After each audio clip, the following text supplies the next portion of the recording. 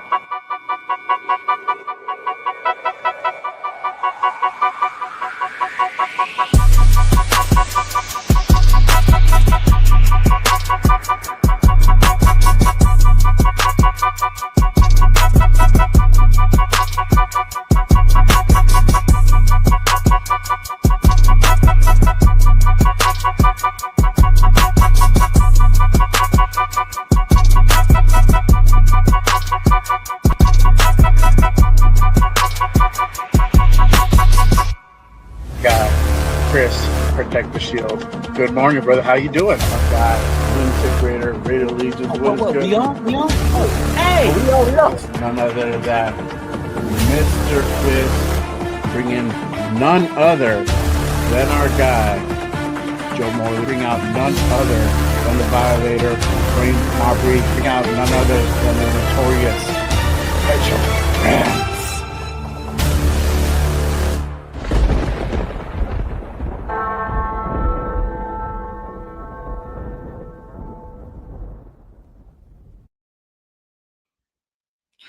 Yo, what is good, Raider Nation? It's your boy Jay Raider back with another episode of Good Morning Raiders, Appreciate everyone in the building, everyone pulling up. Salute to everybody. If you guys haven't done so, make sure you guys go ahead and check in, hit that subscribe button, click those thumbs for your boy. Appreciate you. Appreciate everyone tapping in and rocking with me on this Saturday morning. We have a fire show lined up for you, so make sure you guys do the damn thing. Hit that subscribe, hit that like. Appreciate you guys tapping in. Wow, the search goes on as the title says. We're going to go ahead and talk about the head coach search that's been going on for 3 weeks now. And will we finally see an end in sight very soon, or does the wait have to continue? We're going to go ahead and talk about it. But before we do, you already know we need to go ahead and do this thing right. Let me go ahead and acknowledge everybody in the building.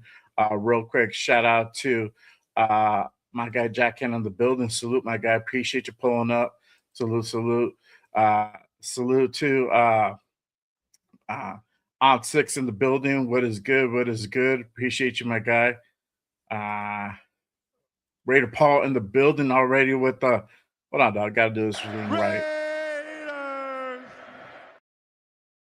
Yes, sir. Appreciate you pulling up, my guy. Let's see here. And shout out to Raider for Life in the building. Salute. Casanova Walt in the building. Salute, my guy. My guy Predator in the building.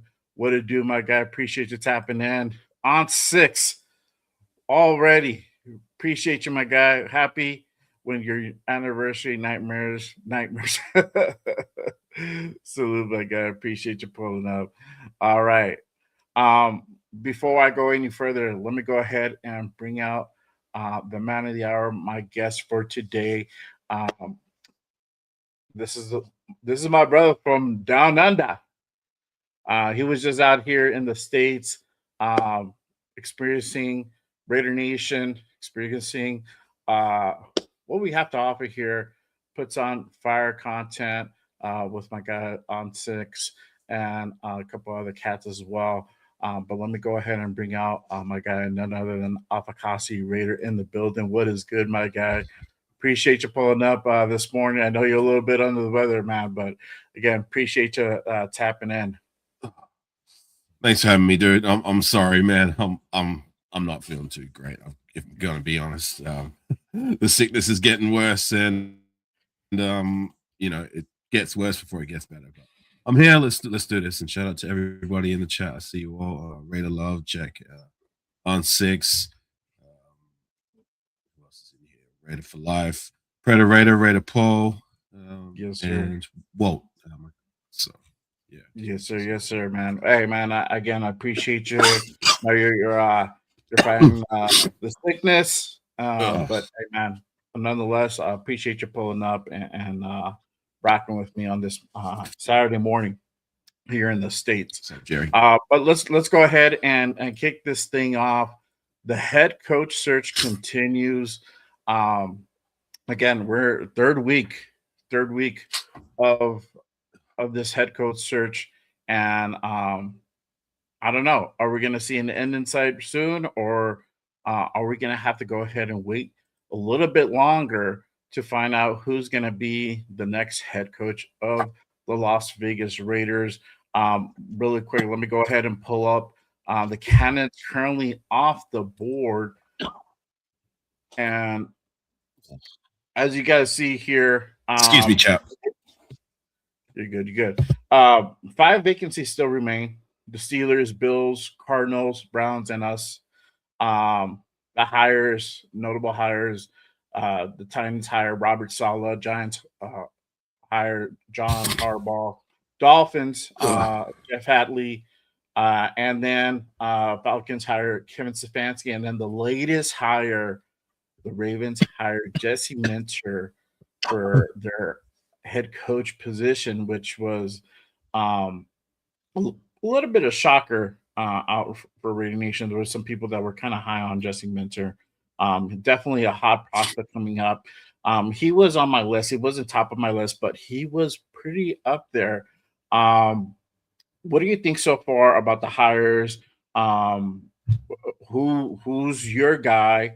Um, but what do you think about the hires so far that's been going on across the league? Um,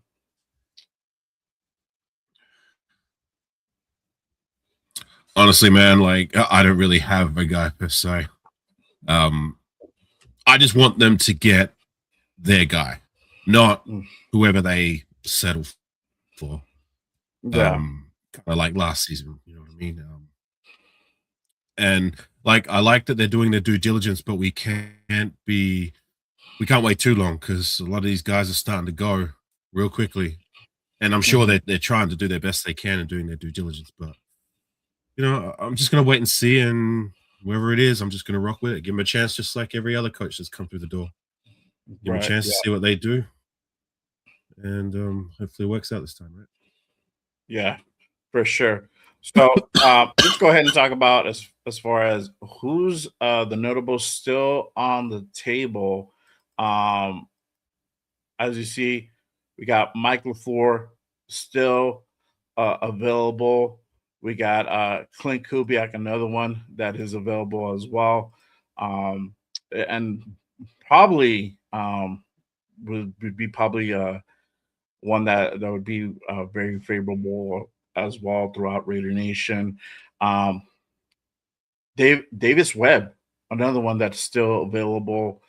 Um, and then we got Joe Brady. Joe Brady's still available as well. He hasn't been officially hired anywhere or any offers, but the consensus is that he might take that job.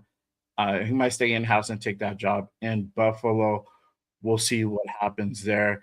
And then as well, Mike McDaniel's is also tech. Yeah. Is he really available? I don't know. He just took the offensive coordinator position for the Chargers the other day, earlier this week. But, could he be available to go ahead and possibly come in as a head coach, for it being plan B or C for the Raiders if it doesn't work out? What are your thoughts as far as the candidates that I just mentioned here? Anybody that sticks out, or who do you think would possibly be the next head coach for the Raiders?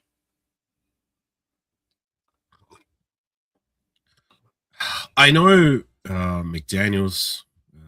What's McDaniel's first name? Mike McDaniels. Mike. That's it. So I know he's a different kind of personality, and he has a different coaching style to his brother. No, man, I'm still kind of traumatized by anybody with the last name McDaniel's coming in as our coach. You know what I'm saying? Yeah, for sure.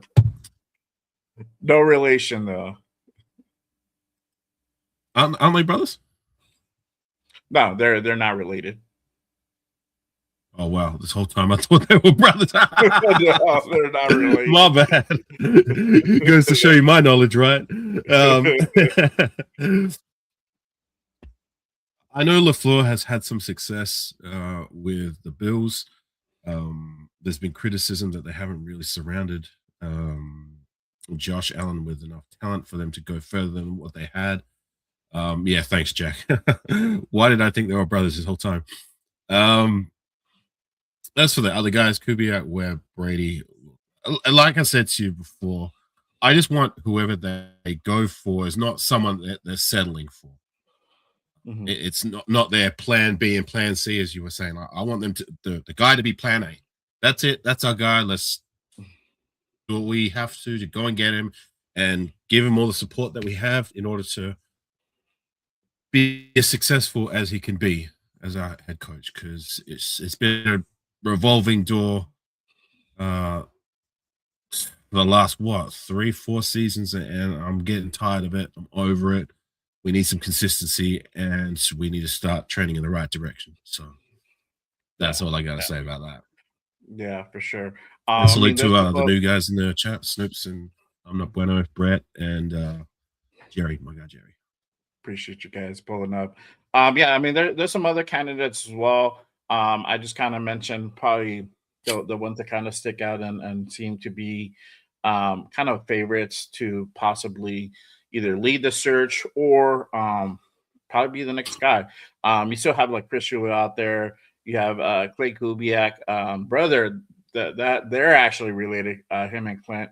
That's a younger brother of Clint Kubiak, Ejiro Rivero, Mac Natty, Vance Joseph, Nate Shalas, Nate Shieldhouse, excuse me, that are still out there available. But my thing is it's probably gonna be it's either three guys. So it's probably gonna be either Mike LaFleur, Davis Webb, or Clint Kubiak. And I think it's probably going to be Clint Kubiak, to be honest with you. He seems to be kind of leading that search. His name has been dropped consistently throughout this head coach search. He hasn't really gone out and done too many interviews with other teams. So to me, it seems like he's being very selective on as far as who he wants to go ahead and potentially, work at. Uh, One of them being Baltimore, and they went ahead and got their head coach the other day. Mike LaFleur, the up and coming offensive coordinator for the Rams. To me, he's top of my list. But I've heard drawbacks where you don't know who's really calling the plays. It's either him or McVay. But either way, I mean, he's been there for quite a while now. So obviously, just being under the McVay tree and working with him so closely, there's a lot of things that you're going to go ahead and learn, and things are going to rub off. We got Davis Webb, guy who's not really too far up high on my list. My thing with David Webb is that he's a quarterback coach, offensive pass coordinator for the Broncos. Hasn't really had any experience above that as far as offensive coordinators or anything like that is concerned. To really have somebody that raw, but I've heard he's really, really talented. Um, uh, could be another thing. I mean, I've heard rumors that they really liked his interview. He had a really, really good interview with the Raiders. But again, my thing is just that experience factor. He hasn't really called plays too much. He hasn't really been up in the box. He hasn't been really reading that offense. But again, just going with him being a quarterback coach and the way he's helped develop Bo Nix, I think that's something they're probably taking into account. And if the pick is Fernando, that might be a good relationship where he can go ahead and come in and help him develop and whatnot. But you also have Clint Kubiak. He's already had multiple offensive coordinator positions. He's been around the league. He's currently with Seattle. They play this weekend for the NFC Championship. Probably a favorite to go ahead and go to the Super Bowl. You could say part of that success of Sam Darnold is Clint Kubiak. We saw him also with the New Orleans Saints and Carr's early stint there while Kubiak was there. He found some success. He started off really hot up until the point that Carr got hurt. So we'll see what's going to happen. Obviously, if the Seahawks win, if the Rams win, we might have to wait a little bit longer. If the Broncos go ahead and advance to the Super Bowl as well, we might have to wait a little longer. So honestly, I don't really see us potentially getting a head coach until February. I don't know. I don't think everybody is too keen on that. I think everybody wants to go ahead and get that underway and get all the pieces going and get all the staffing going, so that way we can go ahead and prepare for free agency. But I don't know. I think Clint Kubiak is probably the one that you can say is currently in the lead. But we'll see. Obviously, see what happens with that. Everybody in the chat, let me know what you guys think. Who do you guys want for your next head coach? Go ahead and drop that down in the chat. But let's go ahead and kind of go on to the next thing. And obviously, Fernando Mania. We can't go without mentioning Fernando Mendoza. Fernando Mania gets even hotter. And this dropped the other day. Fernando officially declaring for the draft. Um, this it's official. He's coming out.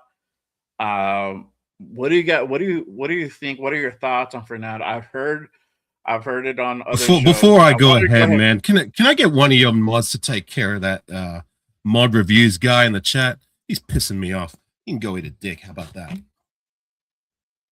Oh no, let me. Sorry, man. Continue. Yeah, if you guys have if there's any mods, go ahead and handle that. He's on your vertical stream. All right, I see. Yeah, Someone take care of that fool. I got. You complaining about us talking about football, yet you're watching us. So how about that? Eat a dick. Sorry, Jay. Continue. No, you're good. So, what are your thoughts about Fernando? Do you really think the Raiders should go for him? I wanted to go ahead and get your thoughts, but we finally we know he's coming out. I know there's something that got kind of put out there the other day, and it was ended up being fake news. Mark Cuban wanted to go ahead and make an offer to keep him at IU for another year, but obviously that was fake. But what are your thoughts on Fernando? What are your thoughts about the number one pick? What direction do you think that we should go with Fernando or with the number one pick? Man, I am so pro taking Fernando Mendoza. I mean, you probably see me on other lives, have the same rant, have the same feelings that I've been standing 10 toes down on since, I don't know, like the off season, is that I'm tired of trying to go the veteran route when it comes to addressing the quarterback position, the most important position in football.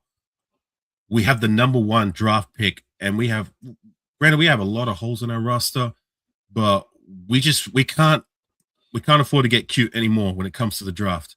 I mean, here's the consensus top pick in the draft. It's a position of need. The guy, to me, I'm not a technical X's and O's kind of guy, but I know what my eyes see when I watch him play. He's a gamer. He's a baller. He's a closer. He's a finisher. He's a winner. You know what I'm saying? And that's what I want at the QB position. And for me, it's simple. We have to take it. We have to take the chance. I'm tired of waiting. I'm not waiting anymore. I don't want to do no trades. I don't want to take no other positions. Just take the shot. If it works out, we won't be picking even close to the number one spot for at least another decade. You know what I'm saying? And if it doesn't work out, if he's not what everybody thinks that he fears that he possibly will be or won't be, just gonna help my dog. He's a bit old these days. Sorry about that. Very good. If it doesn't work out, it doesn't work out. At least we tried. That's all I've been saying this whole time. Like, I want to try something we haven't tried the last decade now. Every other team seems to find their quarterback in the first round. So why can't we? And you're never gonna make the shots you don't take. So I'm so pro Mendoza. Let's just get our guy and get behind him. And I believe he will be a lot of the reason why we return to prominence per se. So, yeah, for sure. I am definitely in agreement, and I'm really going to go ahead and go into as far as why we should get it. Obviously, I've been following Fernando since that first Oregon game. So early on in the season, I think that's really when he started turning people's heads, and we're like, "Who the fuck which is game this was that? kid?" Sorry, Right? The Oregon Duck game, the first one in the season. That was okay, like right. October. Yeah, that was like late October. And at that time, Oregon was on a roll. They seemed to be in the direction of heading number one. And obviously IU had a really good season the prior year. I think they went 10-1, and they just fell short during the playoffs, right? They had Curtis Rourke as their quarterback the year prior. Fernando was still in Cal, and but they were already starting to turn heads. They went out and got this kid. Still, it's when you talk about the University of Indiana here in the States, it doesn't turn a lot of heads. You're like, okay, what about them? powerhouses like Oregon, Ohio State, Texas, Miami, the U. Those teams, those schools are the powerhouses. Those are the ones that catch your eye, and they're the ones that are out recruiting. The next big thing, right? So when you had guys like Fernando Mendoza went out and literally, put a whooping on Oregon, that turned heads, right? And that's really when that Fernando train started rolling, and that's kind of where I started to go ahead and kind of keep tabs on him. But Right. now that we got the number one pick, because we're I remember during the season we were just like, let's try to get the number one. A lot of the fan base was trying to, hope to get the number one pick, and it's funny that now that we got the number one pick, we're talking about possibly trading out, and I get it. I get it. Right? The draft picks feel appealing, but there's a big need that we've been needing for a long, long time. But with that being said, obviously some of the doubts are starting to creep in, and I've heard one of the ones I've heard is, does Fernando even want to be here, right? And now that he won the Natty, he's doing the television stint, and really he's been asked, right? Because I mean that's the elephant in the room. What are you gonna do? The number one pick, the consensus number one pick. The Raiders have the number one pick. What do you think about being drafted by the Raiders? And this is kind of what Fernando had to say in regards to that when he was asked about possibly being drafted by the Raiders. You're going to be the number one pick in the draft, most likely. We'll see. Oh, you will. You will. Have you given thought to where you want to play? I'd be blessed to play anywhere. And the number one pick is a great blessing, but any pick is a fantastic blessing. You only need one team to believe in you. And so whatever team believes on me, I'm going to give them my most. Well, I got a friend named Carson Daly, who's a huge Las Vegas Raiders fan. How you doing? Good to see you. Great to see you. Listen, on behalf of Las Vegas, I just want to say, should you end up with us, I'm sorry. No! But listen, if you can win more than 3 games, you're a hero. And you've got Genty, you've got Bowers. We're going to get an O-line for you. Should that be the place you land, we're going to take care of you. Yeah, the Raiders have a great culture, great coaching staff, great ownership group. It's all around. Yeah. They get. I mean, those are legit guys. So I'd be happy to end up anywhere. Good answer. Listen, I wore my black and gray. I love it. Congratulations on a great year. So there you have it. Fernando is just happy to go ahead and get drafted in it. And if it happened to be the Raiders, he's 100% on board. And that goes to show like the type of character that this guy is. And that's something that probably some people overlook as well, right? Because me and you, we've talked about it. Character. Like character, right? Like having issues come over to Vegas and having to deal with drama queens and eccentrics and all this stuff. Now we have like a really good potential, guy that most likely is going to be here, who's about ball, who's focused, who's goal driven, Has a great upbringing, has a great foundation. Is all about football. He's a good kid. Hopefully, he can. If we take him, he's going to grow into a great man and a great Raider. I'm all aboard. Just try. I mean, the way I see it is, what's the worst that can happen? It doesn't work out. It's more of the same. But I try to focus on the positives. If we get it right, addressing the most important position in football, quarterback, something we haven't been able to do for a long time outside of Derek Carr, but in the first round specifically, like the sky is the limit to where this team could go. And I get people want to try and address other holes in that and make trades and stuff, but at the same time, when we make these draft pick trades, we end up with players like Cleve Farrell, Jonathan Abram, DJ Hayden, Menelik Watson, Tyree Wilson, and I'm friggin' sick of it. You know what I mean? Like, I would rather take a shot at the quarterback than take a shot at those kind of players and picks and whiff on those. And then we're looking at this guy go to another franchise and turn out to be the guy that we should have taken in the first place. Like, most experts and most people, he is the consensus guy. So let's just do the smart pick. The road is clear for me. Just take the shot. If it doesn't work out, so what? We tried. Yeah, for sure. I agree 100%. Real quick, shout out to Ja with the breaking news. Let me go ahead and kind of tap in, and I know it doesn't really do a whole lot of relevance here, but Steelers actually um hiring Mike McCarthy um as their head coach over in Pittsburgh. Um, although this was one of the guys that I felt that the Raiders should at least interview to go ahead and pick their brain, and obviously, you know, think about potentially being a candidate. But Mike McCarthy off the board, and how this is important to us. You know, we saw those guys that I mentioned earlier. This are on the board, right? Um, could could any of those guys potentially go over to Pittsburgh? Yes, but now we know that at least Pittsburgh has filled up their position with Mike McCarthy. So they're they're doing their thing out in Pittsburgh, and looks like Mike McCarthy is back in the league, and he found a new home in Pittsburgh. Um, I did want to go ahead and also put this because again, there's questions now. So you're gonna have all these questions, you're gonna have all these doubts, right? You're gonna have and sometimes the questions are good to ask. You know, not all. We should not ask these questions. Like, should we really go after Fernando Mendoza, right? What are the drawbacks? Um, but one of the questions, obviously, do the Raiders even feel? How do they feel about Fernando Mendoza, right? And this was also shared the other day by Tom Brady, and I'm going to go ahead and put this up.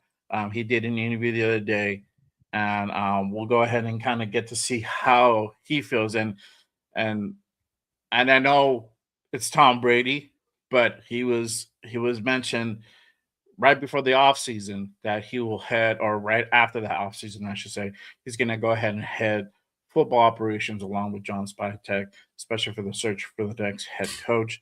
Obviously, he could probably be really involved with the number one draft pick as well. So this is what Tom had to say in regards to Fernando Mendoza.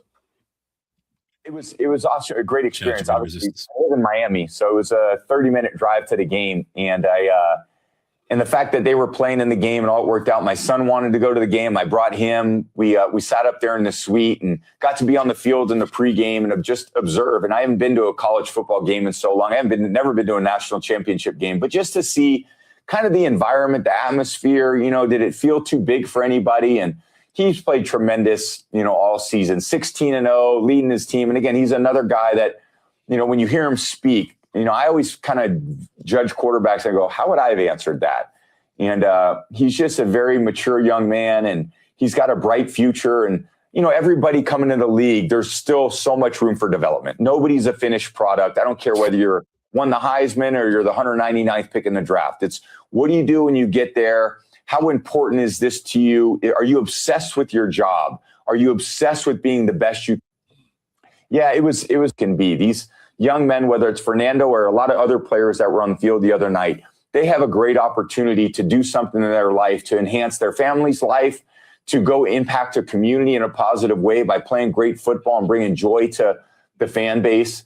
And that's a job you take very seriously. So all these young prospects, I hope they go to environments that embrace them completely, that can help them develop into the best player they can be. That's how I was, kind of grew up into the league. I found a great environment. It was all about football. It was about, like you mentioned earlier, about how can you be the best teammate? How can you work hard? How can you play smart? How can you play tough? How can you play well under pressure? How well can you play in tough conditions? And then ultimately, how well can you play in championship games? And all those things remain to be seen. Can be these young men, whether it's Fernando or So that was Brady for you. And to me, it sounded like, tell me how you really feel without telling me how you really feel type shit, And I think everything that he said, and especially if we kind of start reading in between the line, that's a lot of it's Fernando, right? A guy who's appealing the community, a guy who's hungry, who's driven. He spokenly said that, hey, I'm laser focused. I want to be in the NFL. I want to be a quarterback in the NFL. And the kid has worked hard, and he's done everything that is taken to go ahead and be the top prospect to make that happen. Right now, he's the number one consensus. Um, what are your thoughts about what you just saw? What do you think? Do you think Brady is sold on Mendoza? Because that's probably the other question: Are the Raiders really sold on Fernando Mendoza? And when I say the Raiders, right now it's the front office, which Tom Brady is part of that front office. Do you think they are sold on Fernando Mendoza? Well, look how much effort and emphasis they put on when they went to the championship game. I mean, you've seen the photos, you've seen the footage of Mark Davis specifically standing on the sideline right in front of Fernando Mendoza before kickoff. Um, to me, says everything you need to know. So let's just go and get our guy. For Christ's sakes. Let's just go get our I'm- guy for I'm sure. so on for board sure. with it. Just get our guy, or at least try. Yeah, I don't want and to take this no is- other route. I don't want to do anything else. Like I said, we're not in a position to get cute with the draft and do anything other than just Yeah, and this is my. I mean, to me, honestly, I feel like I said, Bo Callahan. tell me how you feel without telling me how you really feel. And Brady said a lot of things that kind of really led to him really liking Fernando Mendoza. You know, um, whether however you feel about it, it's good that he's doing this. They're good that they're out there publicly showing a real interest in him for so many things, right? But whatever side. So my thing is that I've been saying is that I think at this point you need to try to find a reason why you shouldn't draft Fernando Mendoza. I think we got into that point. That's a real honest question that they should be asking themselves. Everybody should be asking. So, well, what is so bad that we should not take Fernando Mendoza? And don't give me like he's had one bad game. Don't tell me that he didn't do this on this game. He didn't execute this pass. Yada yada yada. On paper he looks great. On the field he looks great. You see if you really started looking at footage from the Cow days, you see that progression. I mean, he almost beat Miami last year with a less talented team in Cal. Literally lost by 1 point. And I mean that goes to show a big prospect. So and he was putting on a show that day too. But if you start looking all that, you start looking at the work ethic, you start looking at the personality, the character, all that combined, that's somebody that you want in your quarterback. The guy went out. Right. He didn't have the best game. He didn't put up killer stats. He didn't light up the field. He wasn't dropping bombs. He did what he had to do. He made the second half adjustment. He went out there and made the big throws when it counted. He made the big move when it counted to go ahead and be able to give his team the shot to winning the game. And that was a tough game. That was a defensive game all around. And he went out there and did what it takes. And if you guys, I'm pretty sure everybody's seen the post game interview that he did. Obviously, the guy's like, I'll do whatever it takes. I have to put my body on line. If I have to die for my team, so be it. That's the guy that you want on your team. This is a guy that we should be, like, hey, you don't even have to read the card. You already know what time it is. That's somebody If I that can you want to go ahead and have in your team. get in there for a second. Like, when is the last time that we've had a quarterback who's willed his way to making a play or a score the way he did on that play in the championship game? When? Not since what? Derek Carr's best days? You know what I'm saying? Like, can you imagine when the game's on the line and we get a play like that out of our quarterback? You know what I'm saying? Like, I don't know. That would just make me feel so happy and fill me with so much belief that we can do some things. And I'm tired of having the opposite when it comes to the quarterback position. I'm just so done with it. He's a good kid on and off the field. He has a great foundation. He's smart. He's a great character. He's a leader. What my eyes see when I see him on the field, like he's got an arm, he can throw, he can even scramble when he needs to. So that's what I want. That's my guy. And I'm not going to deviate from that and until the wheels fall off. Right, for sure. And I'd like to go ahead and address the points, the counters that are out there on why we some of them, because there's a bunch. But my thing is this, realistically, I don't think we can even fill all the positions that are in need this year. I think it's going to take us 2 years to really fill out all these positions with actual really good talent.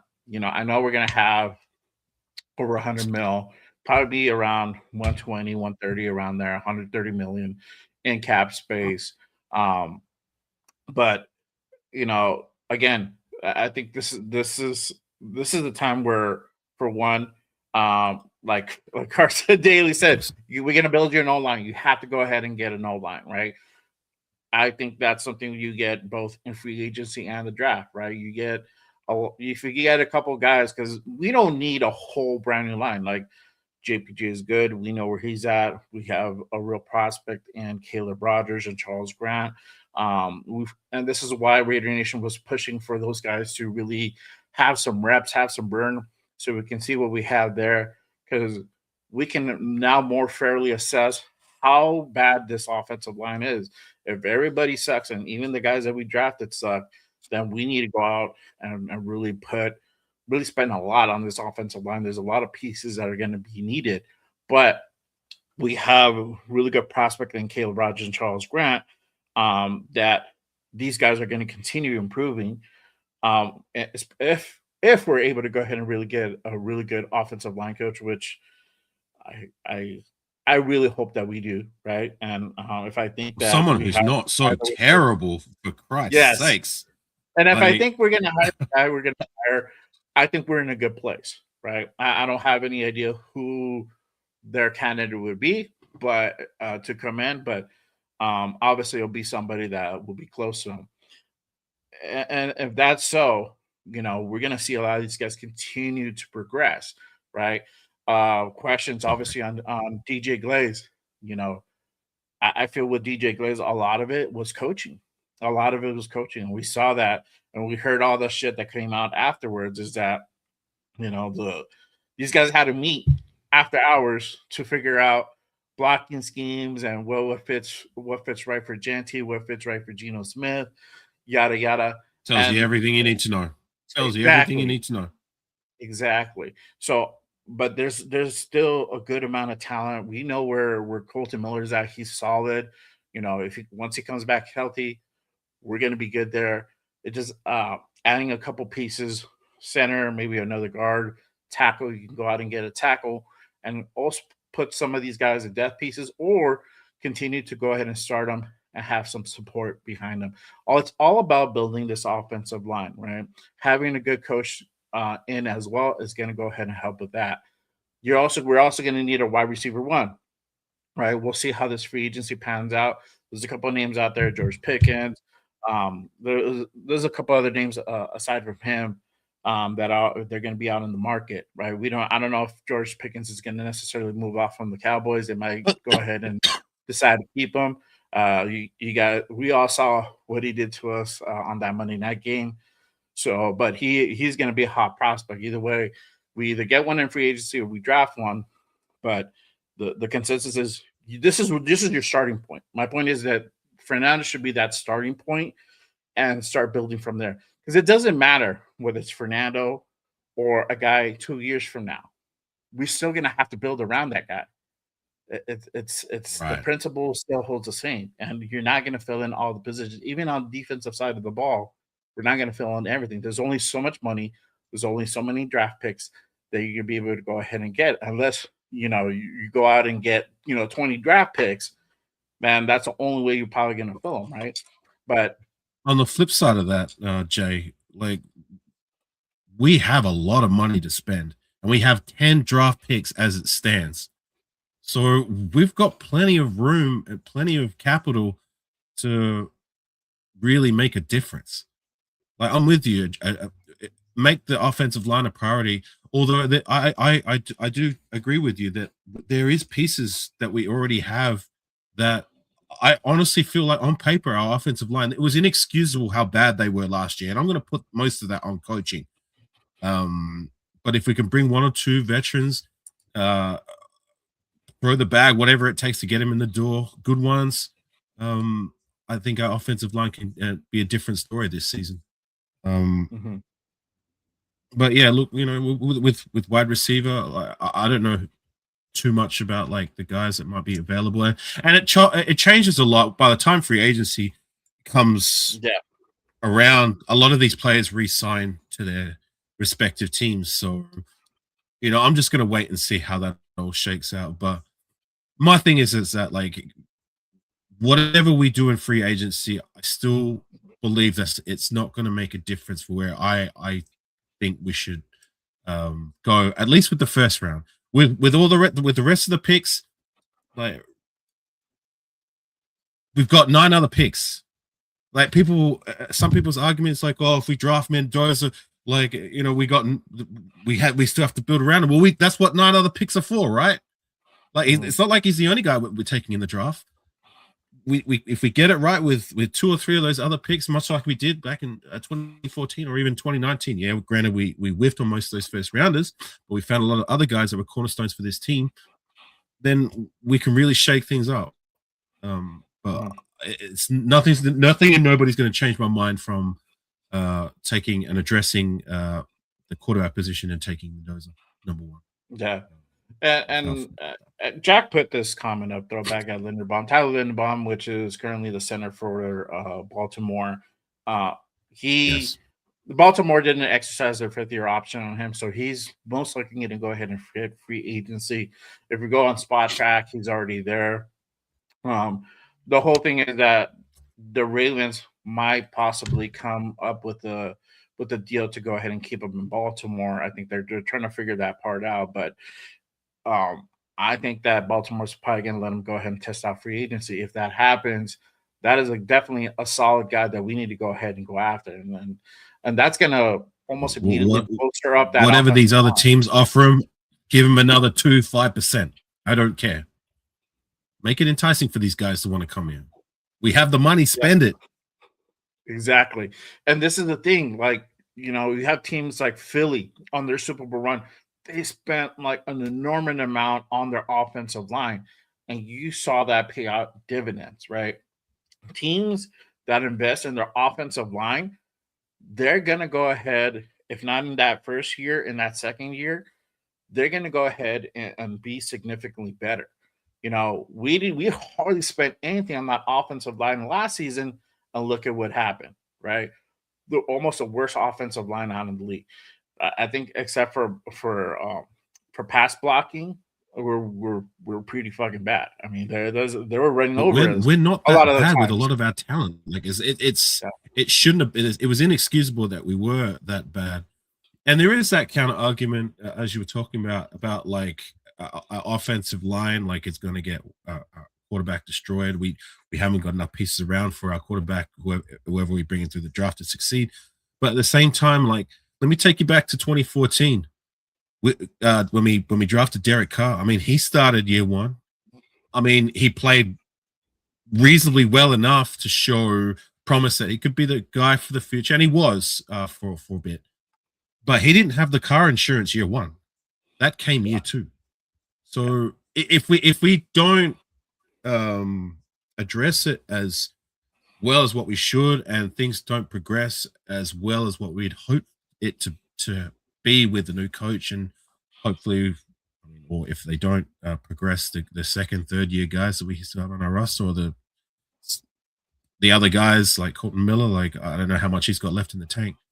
It's not all doom and gloom. Like there's going to be time to address these. It may not. I'm not expecting,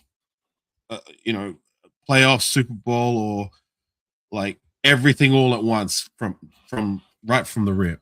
No, I'm willing to give it time to marinate and turn out the way we hope it will in time, and I'm willing to give that. Yeah. Just a This bit of is the thing. perspective. Well, this is the thing too, and I always try to remind everybody and kind of and really put that in, and people said that even if we draft Mendoza this year, we're still not going to be good. We're going to be better than what we were. We're going to, we're not going to be 3-14 anymore, but we're still going to win. Probably going to win 3, maybe 4 more games, right? So that puts us kind of 7-10, and you want to see kind of that progression. We're not going to be playoff contender, but we're going to be better than what we were. Like I said, not all these positions are going to be filled up in the first year. It's going to take us really to that year 2, year 3, and so in 2028 is that's really when we're going to start seeing like us like really like playing for a playoff contention, really competing in that high level. And that's where we kind of want to be at, right? It's that slope where it's a trajectory, it's a sliding slope, it's not a skyrocket upward. Because usually when you go upward, that crash is even harder because you're getting a lot of the 1-year signings, a lot of these guys you're on projects that are hoping to go ahead and pan out, and they might not pan out. So you have a lot of that going But on. hey, if we hit it out of the ballpark with the number 1 pick, then sky is the limit. You know what I mean? Exactly. There's That's no, where exactly. That's where you started off. like let me put it like this: if we hit it out of the ballpark with addressing, say we took a Bane, who I'm very high on, and he turns out to be the baller that he should be at the next level. How far do you think we're going to go the next season or 2 with drafting him? Whereas if we draft Mendoza and he turns out to be what we hope he can be right from the rip, then the trajectory of where this team can go sooner rather than later is going to be a lot steeper. Right, exactly. And the cool thing is that we have some weapons. We have Brock Bowers, the best tight end in the game. We have Aston Genty, number 6 overall pick, right? Last year, who was regarded as probably the best prospect running back coming out of college last year, right? So we and mind you, he had already accolades having this type of offensive line, a really bad offensive line, and he was able to go ahead and hit over 1,000 scrimmage yards, right? He was able to go ahead and do that. That shows that there's really good potential. Really good potential there. So having all that, and if you're able to go ahead and build a really good offensive line, and with a really good strong quarterback, the potential is really really there, right? It just you're a weapon away from getting you to that next level, right? So if that's having going out and getting a true wide receiver 1, um, hey, that might be the thing that puts us over, right? So, but it always starts from that point. You got to address your biggest need, and that's a quarterback. But this is the thing, not because the quarterback class is just thin, because it is really thin, but he is the best prospect. He's probably the best quarterback ready now. And when is the next time we're going to be in this position where we're going to be able to have? We're talking about like, oh, let's just go for it next season. If you got that mentality, you're banking on us to be terrible again. I don't want to go through another season like we did last season. I hated it. We all did. Yeah. And I mean, I'm tired of waiting. I'm not doing it anymore. I'm done. Yeah. And I want to remind people this. And even if we try to go ahead and get the number 1, number 2 pick, anywhere a top 3 pick, you're gonna have to give away a lot of draft capital. And also, too, those teams are gonna have to want to go ahead and be able to want to give you that draft pick. There's teams out there that we're going through all these hypotheticals and variables to if we're going to wait another season or 2 seasons of all these things that we're going to need to do in order to get our guy. We have the number 1 pick in the draft. We have the pick of the litter. For Christ's sakes, just take the shot and get our guy. I'm done with waiting. I'm not waiting anymore. Yeah, exactly. But just on the wide receiver position, go ahead if you want to read that comment first. Oh, okay. Shout out to Jack. Happy birthday to his wife Joyce. Salute to her. Happy birthday. I hope you guys having a great day. I just saw that. So better do something nice for her, Jack. Make it memorable, buddy. Go ahead. Yeah, salute to Jack. You're talking about wide receiver, and I do agree. We do need to find a bona fide number one, or if we don't, or if we can't, we really need more progression out of the guys who drafted last season, because I was very underwhelmed by both of them. I mean, Jack Best shows some promise at times, but like the pressure's on for them to be more than what they were last season. I get it, rookies, but with the state of affairs with our roster, if we don't address that position enough in free agency, and I don't believe in the draft unless we get lucky with round 2, 3, 4, if we go in that direction, that we're going to find that guy who can be that right from the rip. So we really need one, if not two, both of those guys, but at least one of those guys to take a big step, because there's not really much at the wide receiver position as it stands. I mean, I like Trey Tucker as a spot guy, but as a number one or even as a number two, I mean, when he gets separation and he catches the ball, he's great, but like in the contest and when it comes to getting separation, even though he's got that speed, sometimes he struggles. And I don't know, like I like him as that spot guy, not as that reliable guy, if that makes sense. Yeah, no, for sure. And I think with Jack Bash, a lot of that was again the coaching, right? He wasn't getting a lot of targets, but the game that he did get targets, he was successful. I think he was like 6 for 6 in one game. And I already know I'm gonna hear that he played against second and third string, but either way, okay, you still got to catch the fucking ball, nonetheless. The ball's gonna be thrown to you. You still got to catch it. Unless you're super wide open. I guess the And we've quarterback seen play and bad coaching would contribute to that. But if those two can be better, I'm looking at those two specifically to produce more, because we're really going to need it with the state of affairs this roster is in until after free agency and the draft. But just to address that comment by Troy Gill, can you see that one? Yeah. Hold on a second. There you go. Yeah. Troy says, I agree with you guys. We should trade Max now for more picks. Would you trade Mayer for more picks? Well, for me, I don't want to trade Max. And I don't feel we should trade Max. For one, he wants to be a Raider. And a lot of the nation wants him to be a Raider. I think he's on the cusp of finally seeing all that dedication, all that loyalty finally come to fruition. But two, I think there's a misperception of how much picks we would get for Max.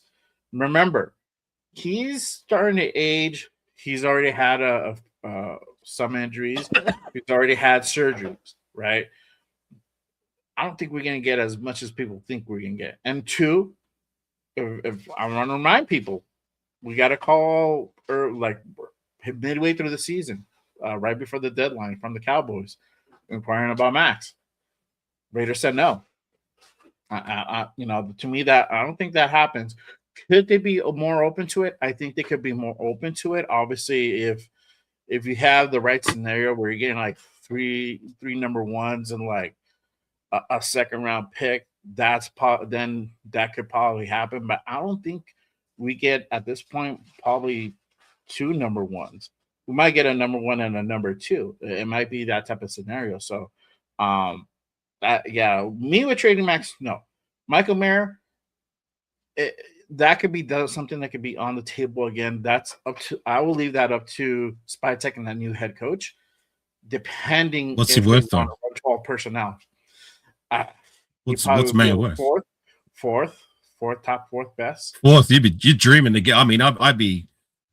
I'd take the shot if someone was offering a fourth, but you'd be lucky to get a fifth or a sixth. I mean, this is a guy who's in the final year of his rookie deal, and while I like a lot of what he does when he does get the ball and his athleticism in that, 700 yards and 3 touchdowns in 3 seasons, that's not exactly, in my personal opinion, even close to what you'd expect from a second round drafted tight end, a guy we traded up for in that year's draft. By the end of year 3, I mean, who's going to offer more than a fifth or a sixth for those kind of numbers when he's on the last year of his rookie contract? Yeah, and I'm spitballing the evaluation, but usually the evaluation is not as much as what you would think. So if you're thinking like third, it's probably going to be more like a fourth. And for Jacoby, I think we got a fourth for Jacoby, and everybody's thinking like, oh, we can try to get a third for him, and see, it ended up being a fourth round pick, which is So still we not got a fourth for bad. Jacoby's with Jacoby and his production. His You see what I'm production was saying? way more, Like, yeah. we'll be lucky to get a fifth or a sixth for Michael Mayer on the final year of his rookie deal after producing 700 yards and 3 touchdowns in 3 seasons. Yeah, that's Not gonna happen. like if your people are hoping to get something for like Michael Merritt, it has to be paired with somebody else. That's what will be something more realistic. Where, okay, if you trade Max and Michael Mayer, then that's something where you can get maybe like 3 firsts or something around that ballpark. It makes it more realistic, you know. So that's one thing that people forget is that you got to think about one, it's not the same Max, it's an aging Max. Two, he's had some injuries, he's had some surgeries. Yes, he still looks good, he's still out there being productive, but the amount of you think, if you're thinking you can get 3 first round picks, I don't think that's going to happen. I think it's going to be, we're lucky if we get one and maybe a second. I think that'll be really the realistic thing that we would get for Max. And it depends. It's probably going to go to a team like a Cowboys or like Green Bay or like Detroit, somewhere around that, right? And that's going to be a lower number one. So we're talking about somewhere in the 20s for that first round pick, right? And then for your second round, we're talking about somewhere in the 60s. So I think it goes up to late 50s, 60s, somewhere around there for that second round pick. So you're talking about the lower half. It's not as high as people think, you know. And you still, again, you don't know you don't know if that draft pick is going to pan out as well. Everything's a guess here. We don't even know if Fernando's really going to pan out. But looking at the film, looking at everything, we can make that educated guess that it's probably going to work out if you get an offensive line, if you get the right coaching, if you're able to go ahead and really nurture that development. We're going to go ahead and see him really succeed, because we've seen also know the teams the opposite, where they're not catered, they're not nurtured, they don't have a system built around them. And we've seen guys like Johnny Manziel. That almost happened to Baker Mayfield. Baker Mayfield had to go ahead and go through 2 teams to get to Tampa to finally see success.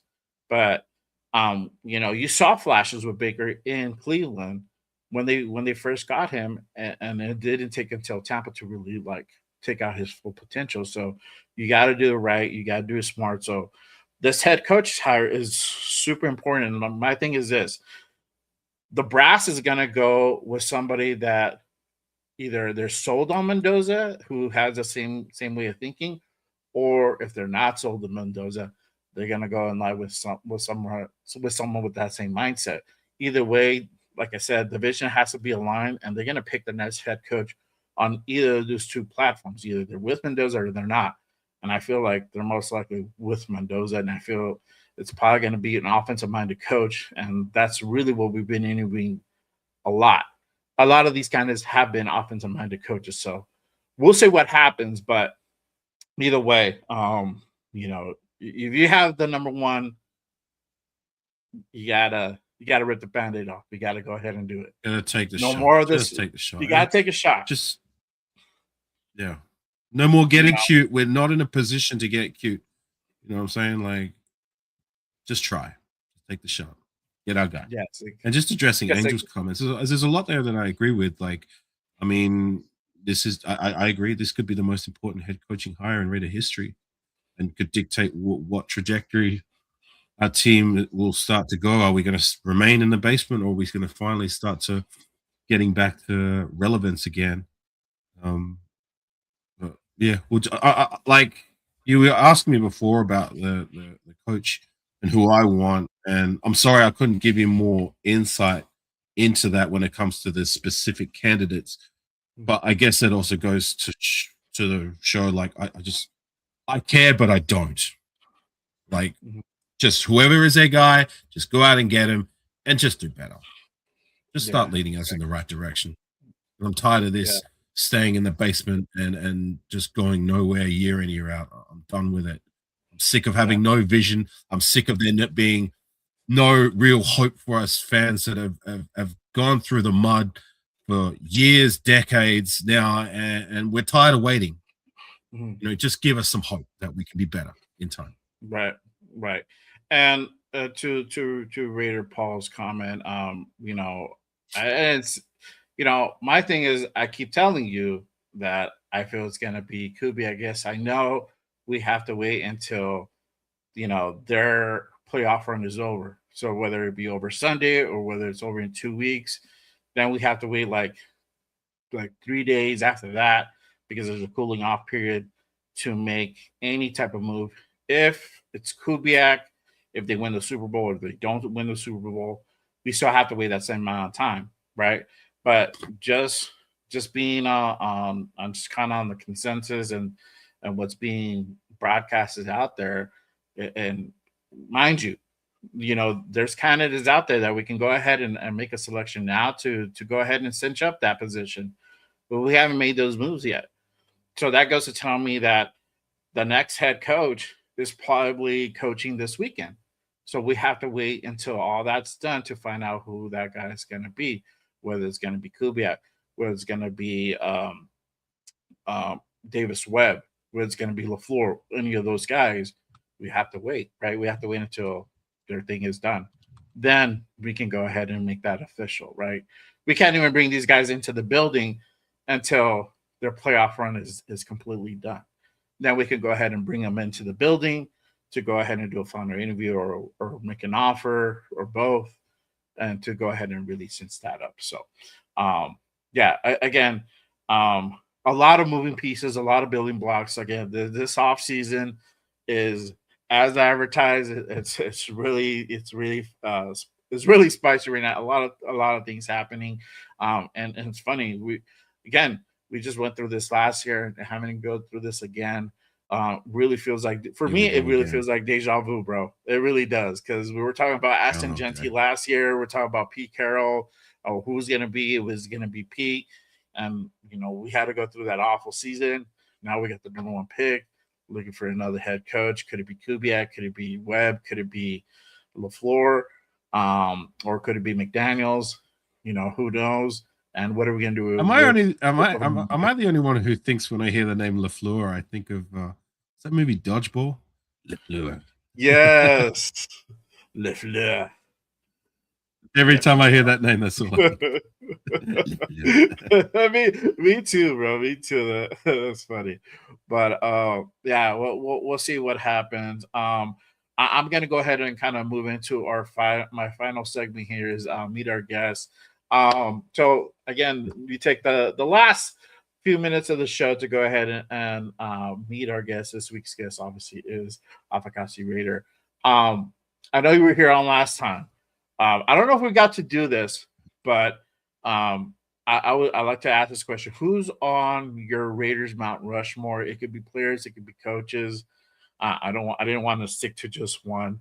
So okay. Who do you feel is on your Raiders Mount Rushmore? Are you talking about as a whole, or just during my time? Whole.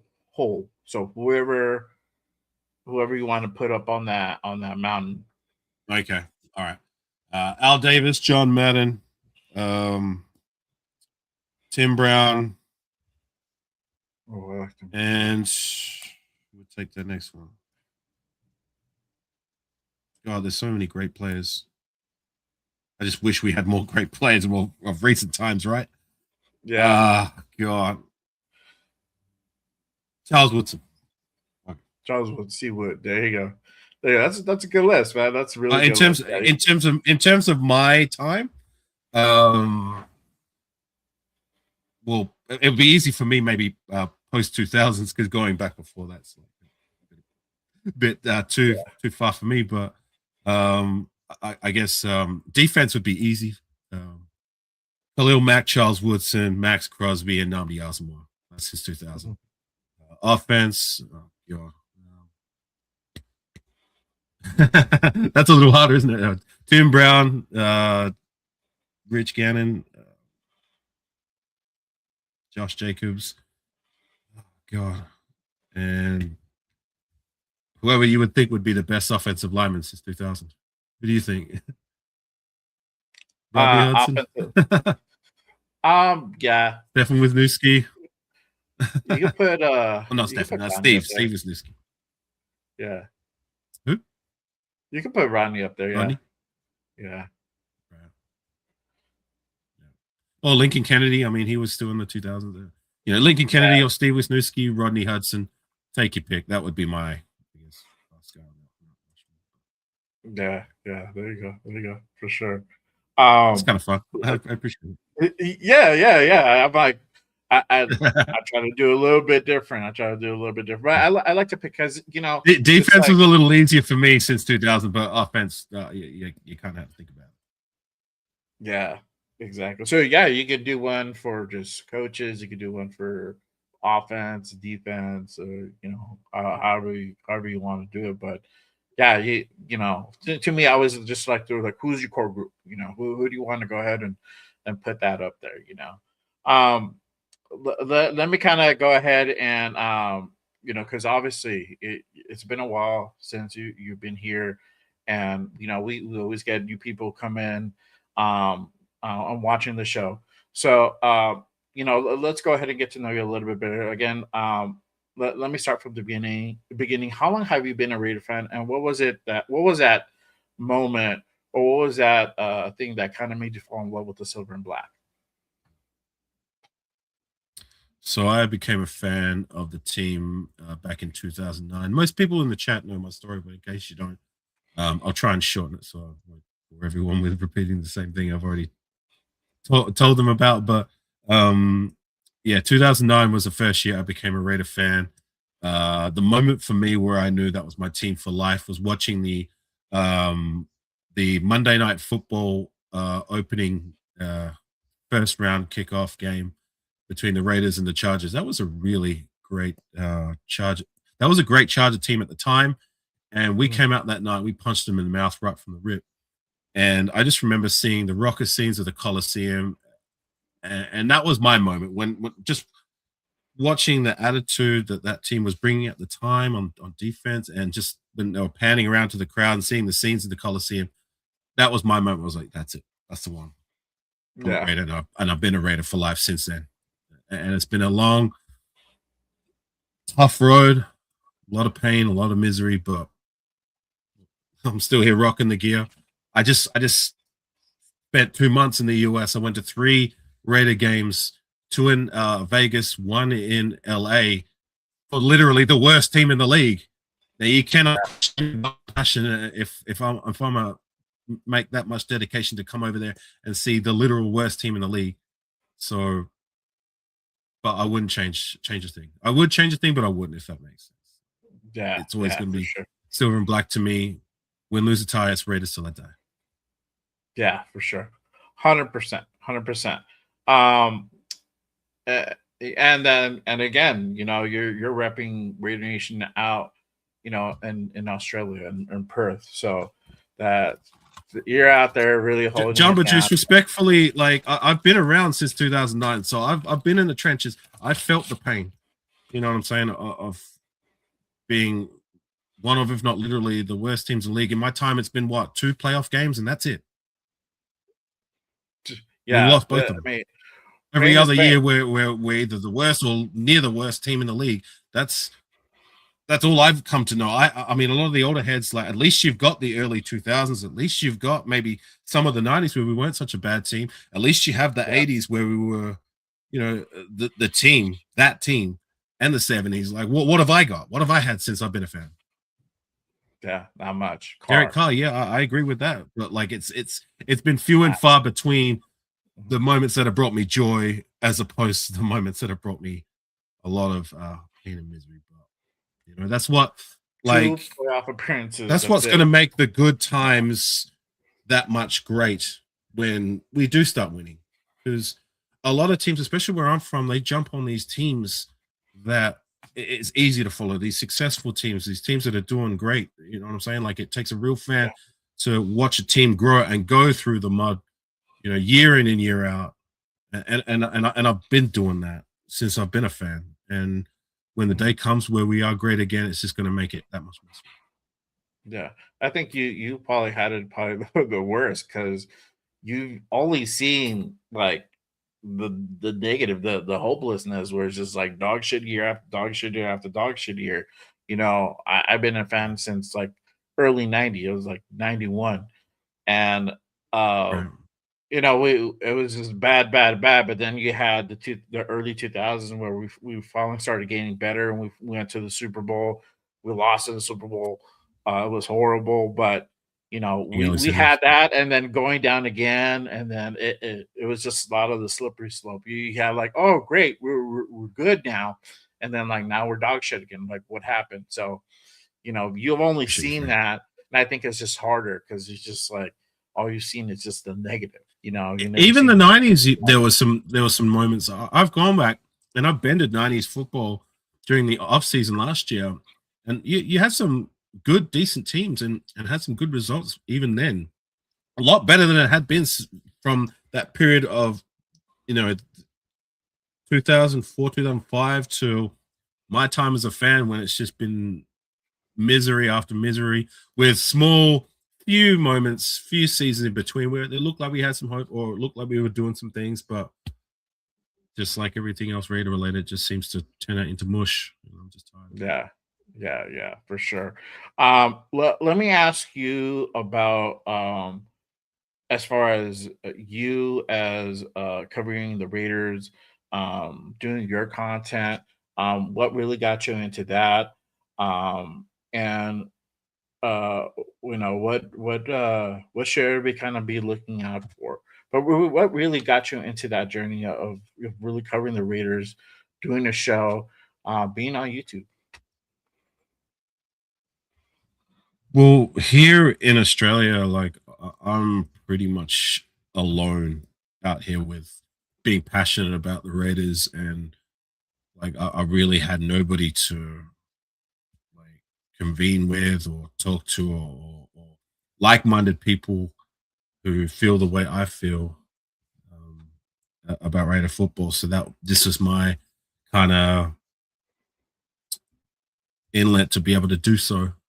And I tried to cater to, like, I try to find Australian Raider fans. There's not that many, but there's a small group of them, and I found maybe one or two guys, maybe three, that like are still friends of mine to this day. But it's really the Americans that kind of embraced me and treated me as one of your own, and Yeah, that also translated to when I came to America. Like, I didn't feel any moments of awkwardness. I didn't feel like I was an outsider. Like, I was welcome with open arms, and that's something I will cherish forever. So yeah. Yeah, for sure. For sure. Yeah, you're definitely you're part of the nation, brother. I mean, you're holding it down all the way over there, literally solo, which is, I think it's awesome. And hopefully, this can inspire to have more people start watching the NFL over there, and hopefully start getting more Raider fans. But yeah, man, I know you were out here. Sorry that I missed you, that we couldn't link up. Hopefully, eventually, hopefully that happens and we can go ahead and link up. I know you were able to go ahead and link up with Leo and Dove. Shout out to Dove. You guys had a great a great segment you guys did together. So yeah, I uh, appreciate that, Dub. I appreciate everybody that I came to meet along the way. I mean, Raider Loves in the chat feed. I got to meet her. And there's a few others that I got to meet along the way. Shout out to my LA guys and everybody that I met in Vegas. Like, it was. There's not one bad experience I had when it came to meeting anybody uh, through on the Raider side of things during my time in the States. It's all been on the positive, and that's something that we can all, I guess, at least appreciate, is that the fan base. I mean, it's like, even though the team's not doing too great on the field, like, it's always going to be a good time with our community. So Yeah, for sure. Let everybody know if you know what you have going on, they can find you, all that good stuff. shout out to you, Paul. Look, I've just got back from the States, so I'm still trying to find my feet at home, but I will start getting active again soon. My channel's been a little dormant of late, like because I was focused on working as well as I was in the States for the last 2 months. And when I was there, I could have maybe brought my laptop and tried to focus on the content side of things, but I was too busy focusing on just living life. Sometimes you Yes. just got to put the phone down and just enjoy the moments, you know what I mean, that you will take to your grave. And that's what I did.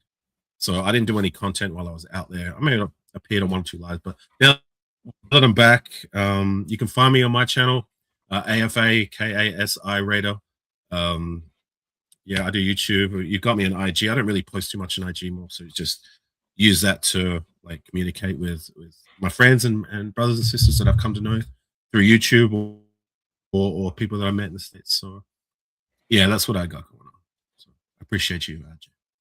Yeah, for sure. Hey, thank you for pulling up. So make sure you guys go ahead and give my guy Afakasi a subscribe.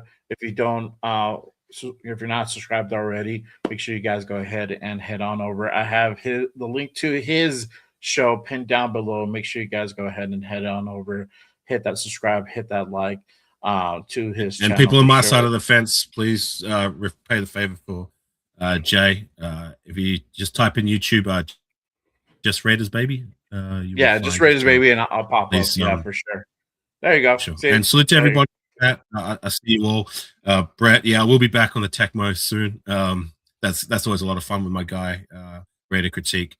And it seems to get quite a bit of viewership. So we will be getting back to that when we get a Yeah, I popped in a couple of chance. times. It's been pretty dope. For sure. It's good fun. I mean, Yes. you know, it's a nice break away from the from the Raider football side of things. I mean, it's still Raider football in the game, but it provides something different. But salute to you, salute to everyone in the chat. King Alexander, Raider Paul, Brett, Lecky, Raider Love, Rosetown, Jumbo Juice, Raider Paul, I'm Not Bueno, Alfredo, my 2 cents. I can't scroll too far up because I don't want to take too much of Jay's time. I'm Not Bueno. I see you, King Alexander. So, yeah, I appreciate you all. Lecky, appreciate everyone rocking with us on this Saturday morning. Again, if you guys haven't done so, make sure you guys hit that like and subscribe on all the channels. And again, I have Afakasi's link pinned down in my description. Make sure you guys hit that subscribe. But other than that, that is our time for today. I'll be back soon with another Good Morning Raiders episode. We're getting that all figured out. I'll be back Monday with the Raiders Unfiltered. We'll go ahead and continue discussing the head coach search and any developing news that happens from now till then. Obviously, the AFC and NFC championship games are tomorrow. So we'll find out tomorrow who's going to Super Bowl. And can I just address one comment? I'm Not Bueno's comment. I think Modelo flows through my beer lines. So I'm not much of a drinker, as a lot of you know. I mean, I drink now and then, but my first foray into Modelo when I was drinking at the tailgates, my God, that beer is amazing. It's my favorite beer, and it's not even close. I love that shit. Bro. So, hold on. Right. It's fantastic. Especial or negra? The especial, the white label or the black label one? Because there's two. Oh, I think it was more the white label. Like, I don't know, whatever you see. Like, if you see a lot of my photos, I'm holding a can of Modelo. Yeah. So. Yeah, that one. Like, what is it? Yeah, there you go. Oh, maybe not. Where's the other one? The other one's all black. I don't have that one. No, it's the white ones. Yeah. So the black. So this is the thing. The black ones, for whatever reason, are stronger. If you know, you know. That's if you ever get a chance, try the black one. Gotcha. It'll get you a little bit more litty. So it's a little slightly different taste, but I don't like to get too litty. Like I like to be in control somewhat. And Modelo was a good mix of getting lit but not too lit. So Yeah, it's a great drink. I love it. Yeah. Thank you. Yeah. So there you go. But Bueno knows probably what I'm talking Great. about. But yeah, for sure. But again, appreciate you Frank, guys. it is definitely better than Foster's. Foster's is monkey piss. I drank that one time when I was in the States. It's terrible. Absolutely terrible. I've had Foster's. It's an acquired taste. I'm gonna just say that. It's disgusting. It's an acquired. Anyways, taste. Jay, sorry, man. You want to close? Oh, out you're the show? good, brother. You're good, man. Hey, I could talk about beer all day. It's a little bit of a hidden passion of mine, but yeah. But appreciate you guys. Make sure you guys go ahead and hit that notification on all the shows coming up on both channels. I'll be back again on Monday. We'll go ahead and continue talking about the head coach search, and will we have to still continue wait longer for our next head coach, or will we hear something by Monday or next week? You never know. Things could happen. To be seen, to be seen. Make sure you guys go ahead and tap in, hit that notification, like I said. But I will see you guys next time. Again, as always, remember, just Raiders, baby. Till next time, y'all. Peace.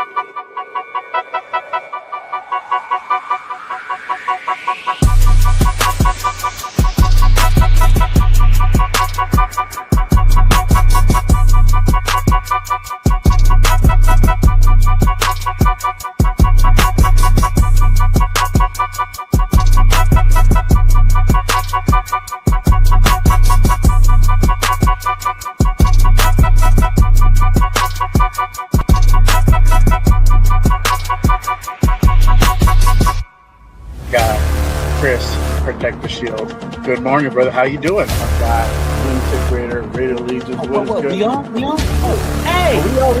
None other than Mr. Fist, bringing none other than our guy, Joe Morley, bring out none other than the Violator, Wayne Marbury, bring out none other than the notorious Hedgehog Rams.